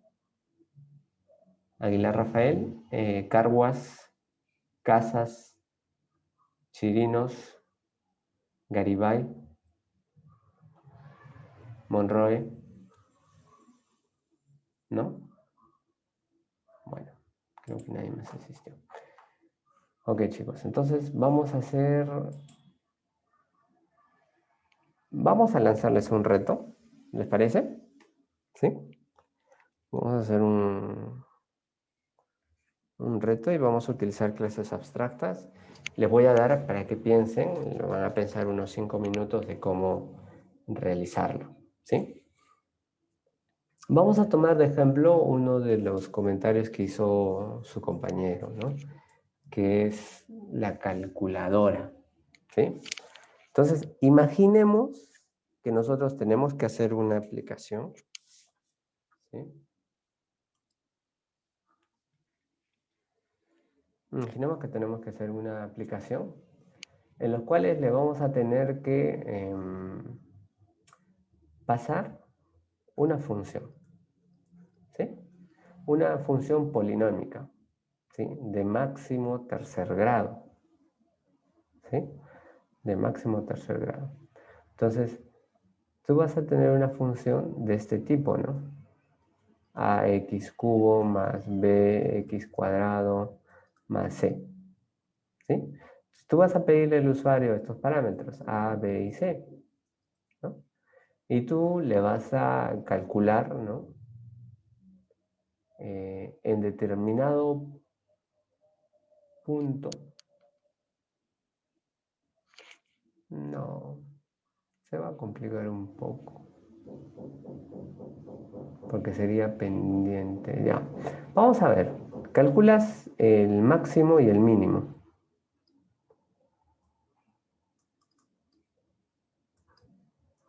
¿Sí? ¿Sí, un valor máximo o mínimo? ¿Recuerdan cómo hacerlo con cálculo? ¿Chicos? Con derivadas. Derivarlo y volverlo a hacer. Claro. ¿Y cómo resuelves eso? Por eso le he puesto de tercer grado, ¿no? Ya sabes cómo aplicar acá la derivada, ¿no? Ok. Entonces, empecemos. ¿Me parece? Hagan esa solución, pero usando clases. Utilicen clases, ¿sí? Veamos cómo lo definimos.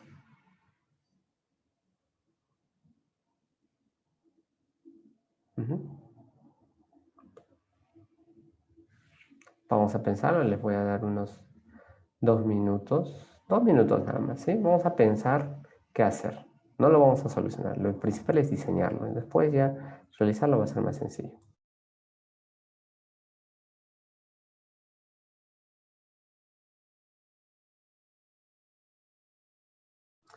Ah, sí, tienes razón. Me olvidé acá. Es x más t.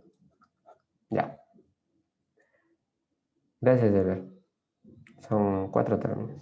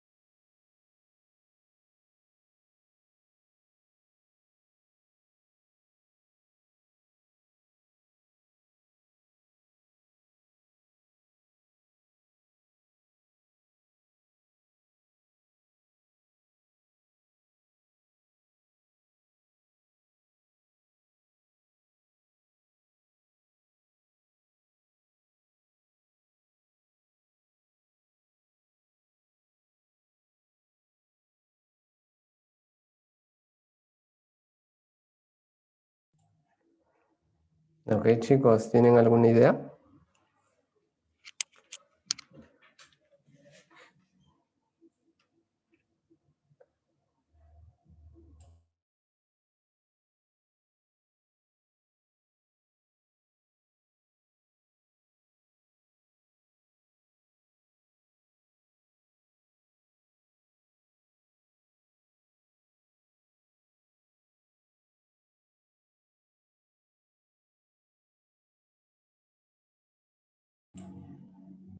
Señores, ¿alguna idea? Láncense, chicos. Todas las ideas son buenas. Lo malo es no participar. Crear una clase derivada. Ya, voy a crear una clase derivada. Ya, tengo una clase derivada. ¿Qué es lo que va a tener la clase derivada? Bueno, va a tener que recibir la ecuación, o va a encontrar la ecuación, va primero a recibir la ecuación que vas a escribir y de ella lo deriva nada más. Pero va a haber otra clase que tenga que recibir la ecuación derivada y encontrar las raíces. Ya, ¿y cómo vas a recibir la ecuación? Tienes una ecuación. ¿En verdad vas a recibir una ecuación o vas a recibir un polinomio? Un ¿Cuál es? polinomio en sí. Un polinomio. Exacto. ¿Y un polinomio cómo podrías jerarquizarlo? Construyendo un constructor. Claro, pero en ese constructor, ¿qué le vas a crear una clase polinomio? No. ¿Cómo representarías un polinomio, no? Sería, ¿no? Ax a la n más b x a la n menos 1 más c a la x a la n menos 2 más, y luego vas a poner más el término independiente, ¿no? Que vamos a ponerle k, ¿no? ¿Cómo representarías esto? O sea, tú dices, ya, le vamos a dar un polinomio, vamos a almacenarlo, pero ahora estructuremos ese polinomio. ¿Cómo guardarías ese polinomio? ¿Cómo sabrías que tiene esta formación?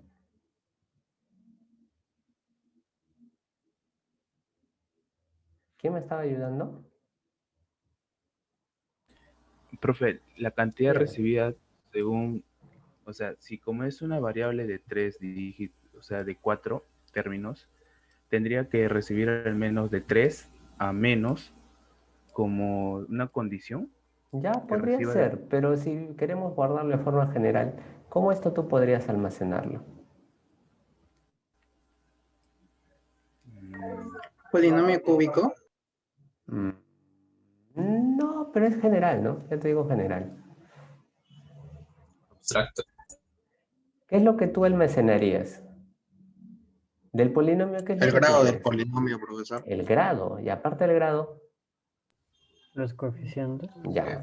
Imaginemos que vamos a poner un coeficiente que sea A, B, C, D y luego así K. ¿A qué estructura les hace recordar? Una lista. Una lista o, ¿ya? Arreglo. Ese es un arreglo, ¿no? Listo, ¿y por qué no generamos un arreglo? ¿Sí? Estamos representando el polinomio en base de arreglos. Y alguno podría decir, profesor, pero también es importante el grado. Claro, está bien. Pero ¿qué ¿Qué grado serían tiene los K? índices? Aquí tiene 0, 1, 2, 3, 4, 5, ¿no? O lo invierto, como está diciendo, ¿no? Pongo acá los índices, ¿no? 0, o sea, acá pondría la K, acá pondría los otros, acá en el último pondría la A, ¿no? ¿Sería posible o no? Sea cual fuese, como yo lo voy a ordenar, podría utilizar eso. Entonces, mi derivada, ¿qué atributo tendría?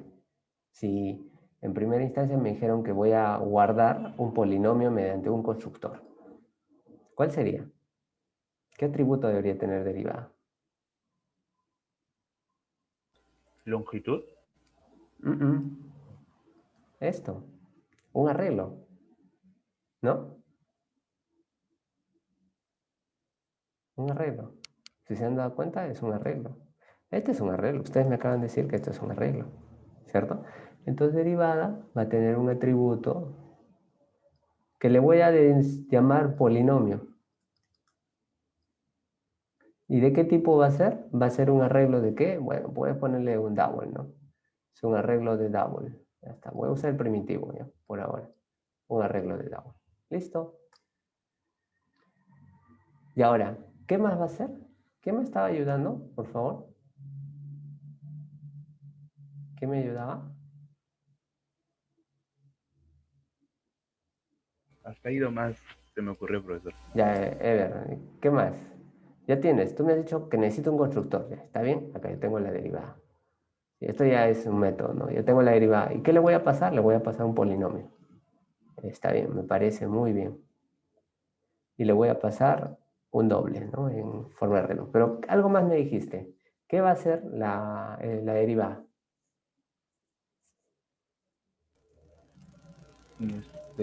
Solamente lo va a bajar o sea, multiplicación de los índices para ¿no? Ese sería el método ahí adentro de la operación. Claro, Pero entonces, eso tendría que retornarte el nuevo polinomio. ya, entonces sería calcular polinomio, ¿te parece? Ya. ¿Y cuál va a ser el retorno? ¿Qué va a Un retornar? arreglo. El Un arreglo, loop un arreglo double, ¿no es cierto? en forma de bucle, exactamente. Exactamente. ¿Listo? ¿Ya está? ¿Ves que en base a la idea que has tenido estamos formando una clase? Solamente que no hay que quedarnos con esos términos que a veces no podemos entender. Esto tenemos que desintegrarlos en un dato que podemos utilizar, ¿sí? Entonces, tenemos una derivada que tiene un método, bueno, polinomio, y luego tiene cálculos, ¿no? Cálculos que hacer. Ahora, si yo les dijera, ¿sí? Si yo les dijera, ¿saben qué? Yo no quiero que sea una clase cualquiera, sino que sea una clase abstracta. ¿Qué tendría que hacer? Solamente declarar esto, ¿no? Entonces yo les diría, ¿sabes qué? Vas a generar una clase que sea abstracta, o sea, derivada abstracta le vamos a poner.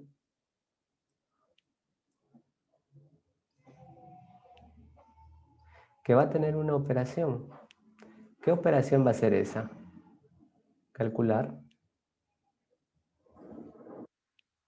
Calcular, nada más, ¿no? O calcular polinomio.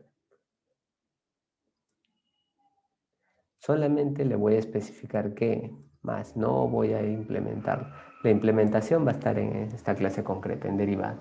Quiere decir que esta va a heredar de esta abstracta. Y listo. Eso es la funcionalidad que tiene una clase, ¿sí? Una clase abstracta. Definir las reglas que debe tener. Y listo, vamos a poner ese ejemplo. Vamos a abrir la idea. ¿Ya? Recuerden que pueden codificar también en los otros editores, no hay ningún problema. Yo voy a estar alternando uno u otro, ¿ya? Esta semana he estado usando IDEA, la próxima semana voy a usar Eclipse y así. ¿Ya? Ok, aquí yo tengo la clase. Voy a generarle acá. Voy a crearle un nuevo paquete. Este paquete se va a llamar polinomio. Profesor, disculpe, no se visualiza su pantalla. ¿No? Ok. Vamos a volver a compartir. Ahora. Ahora sí, profesor. Ok, gracias. Entonces creo este paquete polinomio y vamos a hacer el plan que teníamos, ¿no? Voy a generar una clase que sea derivada abstracta. Listo. Ya lo tengo. Esta derivada abstracta va a tener un atributo, ¿no? Este atributo va a ser privado. Se va a llamar polinomio. ¿Y qué tipo de dato va a ser? Va a ser un arreglo de doble, ¿no? Arreglo de doble. Recuerden que esto también se puede colocar así o al revés, ¿no? Los dos son correctos, ¿sí? No hay ningún problema. Voy a generarle los getter and setter a los dos, a este elemento, y voy a generar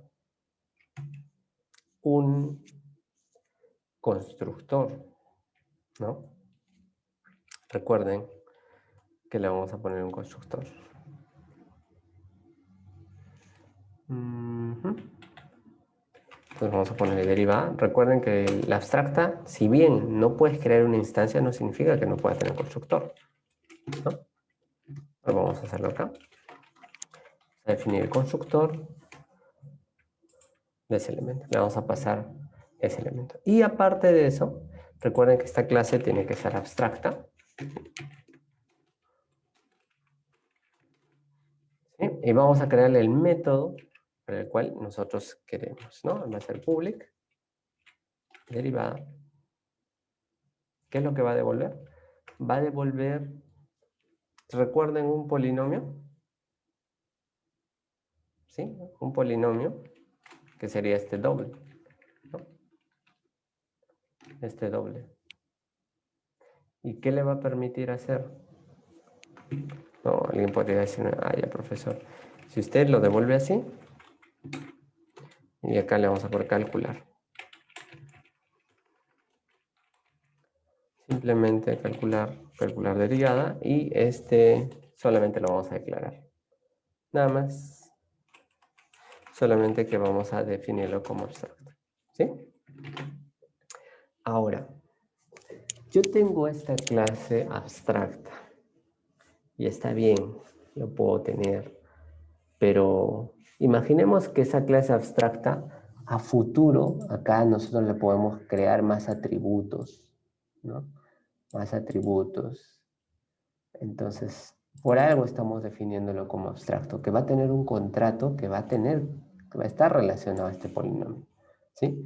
Pero lastimosamente acá solamente tiene un atributo, pero si tuviese más, de repente yo evaluaría en que esto sea doble o pueda devolver uno de la misma clase. Mire, devuelvo un elemento de la misma clase. Cuando este objeto que voy a devolver va a tener un elemento llamado polinomio que va a ser aquel que yo voy a calcular. ¿Sí? En base a eso yo voy a calcular. Y listo. Ahora sí, voy a hacer una implementación. Recuerden, este es un método abstracto. Voy entonces ahora a definir dentro de ella una clase que se llame derivada, ¿no? Recuerden, a esta le vamos a ver concreta, ¿sí? Las clases concretas son aquellas que implementan las clases abstractas, ¿no? Entonces, que implementan. Vamos a heredar, recuerden, vamos a heredar la derivada abstracta. Y esto nos va a obligar, ¿sí? Esto nos va a obligar a que nosotros tengamos que implementar los métodos que tiene, ¿no? Entonces vamos a implementar este método que es calcular. ¿Listo?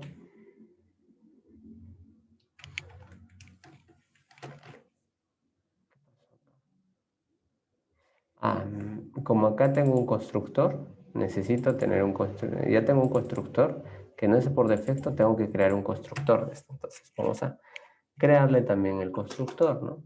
Recuerden las reglas que habíamos definido.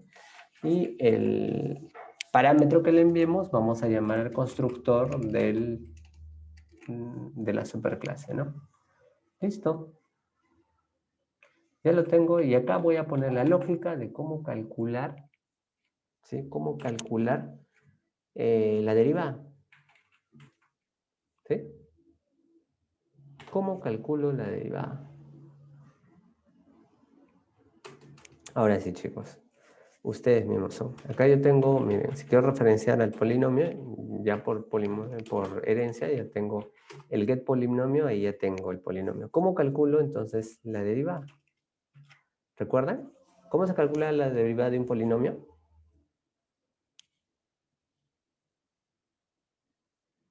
Chicos. Multiplicar por el exponente. Multiplicar por el exponente y después se reduce uno al exponente. Ok, está bien. Ahora, el primer elemento, si tomamos este orden, A, B, C, D, K, si lo ponemos en eso, el A es el primer coeficiente. Y luego, ¿por qué elemento lo multiplicaría? Por El índice. la longitud del polinomio, ¿no? ¿Este cuántos elementos tiene? Tiene n más 1. Entonces sería la longitud menos 1. ¿Sí? Sí, profesor. Ok, entonces vamos a empezar a hacer eso. Entonces, este elemento, que tenemos el polinomio, vamos a tener que crear otro arreglo, ¿no? Otro arreglo, ¿sí? Entonces, voy a definir acá un arreglo ¿de qué tipo? Doble, ¿no? Doble.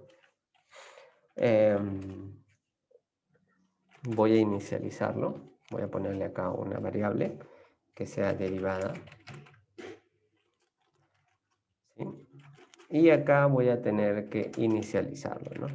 Doble. Recuerden que hay que ponerle longitud. ¿Qué longitud tendría esta derivada? Si quiero derivar este polinomio, ¿qué longitud tendría su derivada? Sería uno menos. 1 menos, exactamente. Entonces sería this.getPolinomio.length menos 1. Esa es la longitud. ¿Listo? Ya lo he definido. Ahora, ¿qué hago? ¿Qué es lo que yo haría? Tenemos que iterar todo, ¿cierto? Vamos a usar el for. Vamos a hacer el for clásico, ¿ya? El i desde i hasta la derivada punto length, ¿no? No debe superar eso. Ok, entonces ahora sí, vamos a utilizar el primer elemento. ¿Cómo calculamos el primer elemento?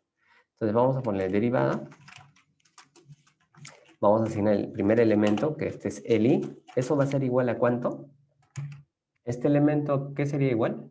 Al coeficiente del otro polinomio, ¿no es cierto? Entonces sería this polinomio, también del índice i, por, ¿cuánto era?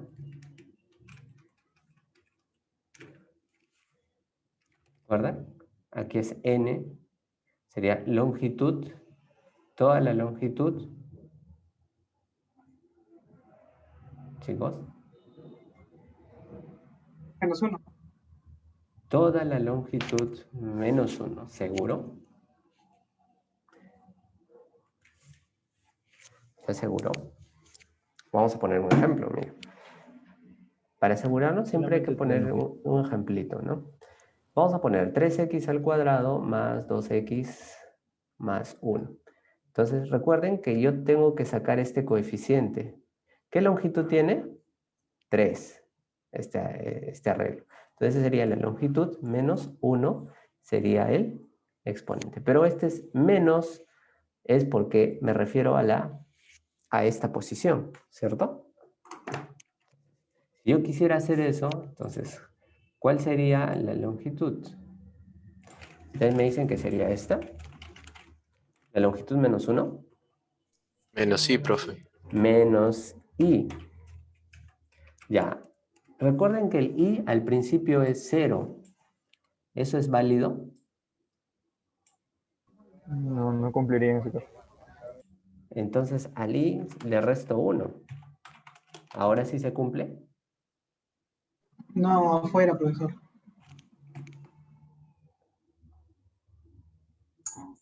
Ah, ¿Esto te refieres a esto? Y luego a todo esto le resto 1. ¿Así?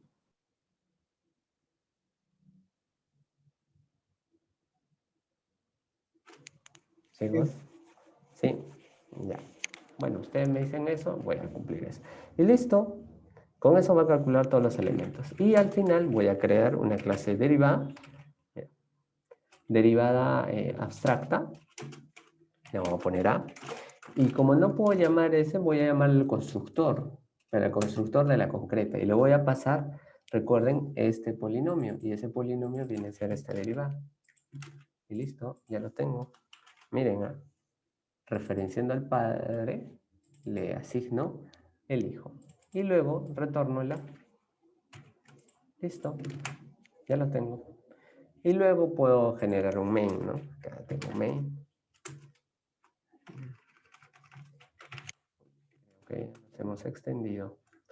Ya, chicos. Lo único que acá tengo que hacer es construir, ¿no? Construir este elemento, ¿no?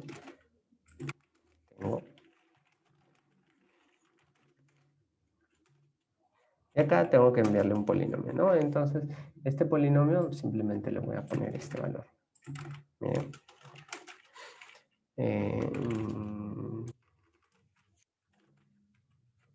¿Qué ejemplo le ponemos? 3,2,1. ¿No?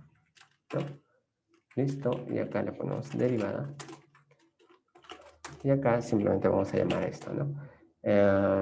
Calcular. ¿Sí? Le ponemos la derivada, esta derivada abstracta. Y listo. Y este podemos iterarlo, ¿no? Podemos iterarlo. Pero eso ya tendríamos que hacerlo acá. Como una operación para iterar ese polinomio y pintar cada uno de los elementos. ¿Sí? Ok, chicos. Eso, por favor, lo completa. Si se dan cuenta, se puede hacer de un problema, se define una estructura y puedo definir algunas operaciones de forma obligatoria, ¿no? Para que cumpla un contrato que se define en una clase abstracta. Ok, chicos. Entonces, nos vemos el día lunes, ¿sí? Les voy a pasar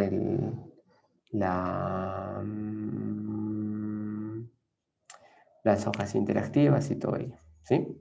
Me confirman si el sábado en la tarde tienen un poco de espacio de tiempo para hacer un pequeño seminario previo a la primera práctica, ¿sí? Me avisan si es que pueden concertar. Yo no puedo en la mañana, chicos, hasta las 2 de la tarde no puedo. Después de eso sí puedo, podemos hacer una hora de seminario, ¿sí? Me confirma ese día, ¿sí? Sí, profesor, voy a preguntar. Ok, chicos, Ok, cuídense, cuídense, hasta luego. Buenas noches, Profesor, profesor. cuídese. Buenas Profesor, noches. hasta luego.